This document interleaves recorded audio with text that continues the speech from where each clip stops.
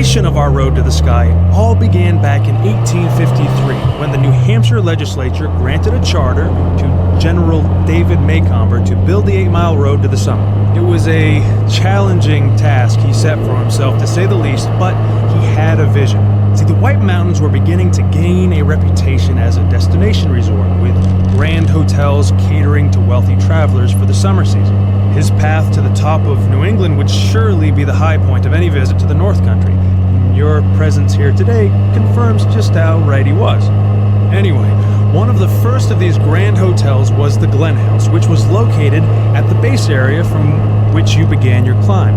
This hotel and 3 others burned to the ground over the years, around the turn of the century and after, though the base area is still referred to as the Glen, as it always has been. Seasons may change, but they always return, and the day will again surely come when travelers will find lodging in this most historic and remarkable of places. As you drive on through the hardwood forest, try to imagine what the early road builders faced. Dense trees and underbrush, sloping ridges, and immense boulders and ledges were at every turn. Not a particularly inviting place to excavate a road, but this is Mount Washington, and no adversity would be too great if it resulted in the conquest of this famed peak. One young woman who visited the Glen House in 1854 explored the work in progress and wrote an article for Harper's Weekly magazine. In it, she recounted her memories of the road as a work in progress. We have all been walking in the lowering twilight on the road which is making its way up Mount Washington. Though nothing is impossible to modern science, it would seem impossible to vanquish the obstacles to the enterprise, the inevitable steepness of the ascent, the rocky precipices. We passed on through the debris of blasted rocks, stumps of uprooted trees, and heaps of stones, till we got far enough into the mountain to feel its stern solitude. Mary Langdon. And when that was written in 1854, they were still 7 years from completion. Fortunately for General Maycomber, his financial backing ran out halfway up the mountain, so it ended up taking 2 companies. Years of back-breaking labor, blasting, logging, clearing, and grading to complete the task. During a 2-year delay after the first company had failed, it was questionable as to whether or not the project would ever be completed. But the lure of Mount Washington was too great to keep this road from reaching the top. It was particularly difficult to make any progress with natural obstacles such as the weather combined with the primitive technology of the era to slow things down.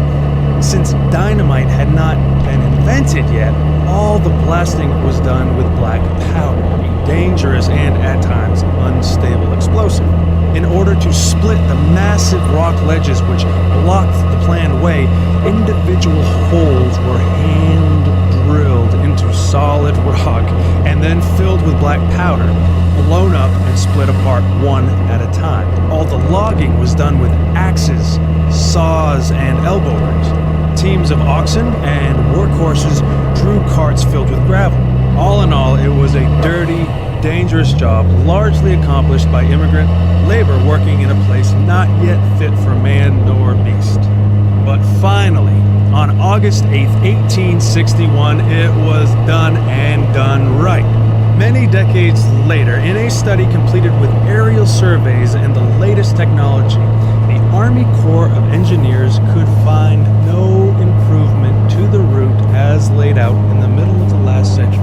Today, this toll road is still privately owned and operated by the Mount Washington Summit Road Company, and with very little change of ownership, has remained a family business. As you continue upward, glimpses of mountain vistas begin to reveal themselves, but it wasn't always this way. In fact, around the turn of the century, logging barons had virtually clear-cut much of what is now the White Mountain National Forest. The decimation of these native forests created not only fire and erosion dangers, but created such an unsightly mess that the cause of conservation was taken up by the average citizen and politicians alike. As a result, the Weeks Act of 1911 established the White Mountain National Forest, among many others.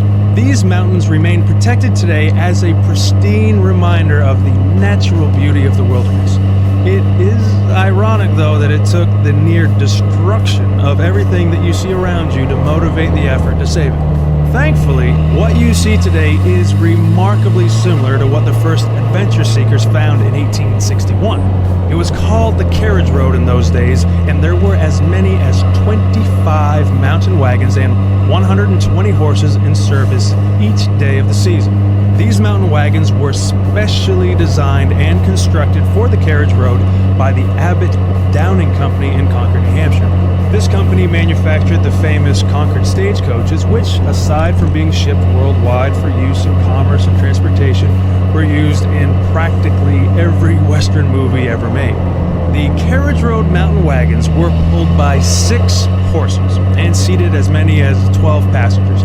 A typical trip took 4 hours to get up, and though no one was in a rush in those days, passengers were at times asked to assist with one task. On windy days, those making the journey were asked to get out and collect rocks to add weight to the wagon so that it wouldn't tip over in the strong winds above treeline. Now, the ride down was another adventure in itself, taking a good 2 hours. The wheels on every trip down wore through a set of leather brakes as the horse, driver, and wagon fought gravity the whole way. Also, the carriage road stages weren't alone on the road by any means. Individual hotels had their own coaches for their guests, while other folks drove the family buckboard or surrey or rode on horseback. Then, as now, it was an active road that required the driver's full attention. As the word continued to spread, more and more people found their way to New Hampshire's North Country. New railroads continued to push their way past the lakes and into the hills, and while still a rural setting, the world had finally beaten its path to Mount Washington's door. Long before traveling tourists found Mount Washington, way back in the early 1600s, it was thought to be a place laden with riches. The quartz and the mica, which you will see glinting amidst the gray rock above treeline, was mistakenly considered to be diamonds and precious metals. Now, no doubt the disappointed early settler came to that realization after his long climb revealed only long views and no treasure.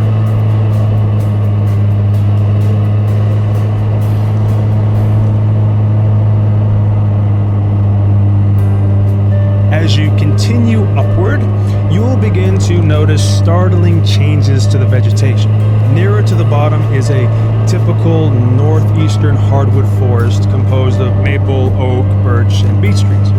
Further on, you'll see fewer hardwoods and more evergreens like balsam fir and spruce. And more significantly, these trees are diminishing greatly in size as the combination of wind, cold, and scarcity of proper soil create a difficult growing environment. Continuing upward, you are entering krumholz, or crooked wood zone. In some cases, these stunted and beautifully twisted and gnarled trees with a height of no more than just 2 or 3 feet are more than 100 years old. These unique trees have adapted to survive in this often inhospitable location, as has a wide variety of wildlife that calls this mountain range home. Moose, black bear, and deer are among the larger species, while bobcat, beaver, porcupine, raccoons, foxes, and countless types of birds can be found on Mount Washington's slopes. Even on the summit, mice, moles, shrews, voles have all adapted to survive in this extreme environment. As your journey takes you further up the mountainside, notice it has begun to get a bit cooler and that the trees continue to get smaller. As the road goes on to its height of more than a mile in the sky, 6,288 feet to be exact, the climate changes with it, eventually reaching the equivalent temperature one may find 600 miles north of here in the Arctic tundra region. This is further exemplified by the truly stunning array of alpine flowers, lichens, and mosses, some of which can be seen preserved at the Observatory Museum at the summit. Just think of it. In the distance of just a few miles upward, you've now traveled from the more familiar hardwood forest of our region through the Krumholtz to an area more like that of Alaska and Greenland. In total, there are dozens of rare species of plants found in the alpine zone of the Presidential Range. Plants like the dwarf cinquefoil live only in the White Mountains and nowhere else in the planet and are listed as federally protected species. Many of these unusual plants, though small, are very old, and some varieties don't even flower until they are 20 or more years old. Overall, many experts believe this mountain's landscape that you're viewing to be more than 10,000 years in the making. So again, we ask, when leaving your vehicle to explore the mountainside, you're aware that the endless vistas are only one of the most obvious wonders. There is an amazing world just under your feet, which, if not cared for, could be lost forever. Never pick up or step on a flower. When you're out of your vehicle above tree line, please step only on the rocks. In this way, our fragile ecosystem will be something to marvel at for centuries to come. Scientific interest in Mount Washington has been ongoing for more than 200 years. In the last century, just the novelty of being here was enough to inspire whole books. One famous writer in the mid-1800s, T. Starr King, had this to say about the mountain's various climates. I send you a greeting this morning from the cupola of New Hampshire. If perchance you are suffering from the heat when this missive reaches you, let your eyes cool themselves by reading that just outside the tip-top house, the mercury is at 34 degrees. The ride from the glen was very easy. We rose indeed by climate as well as ridges. It was July at the base, late September on the ledge, and November at the apex. Reverend Thomas Starr King. Now, the tip-top house he refers to was built in 1853. You're going to see it in just a bit. It is the only original summit building that survived the Great Fire of 1908.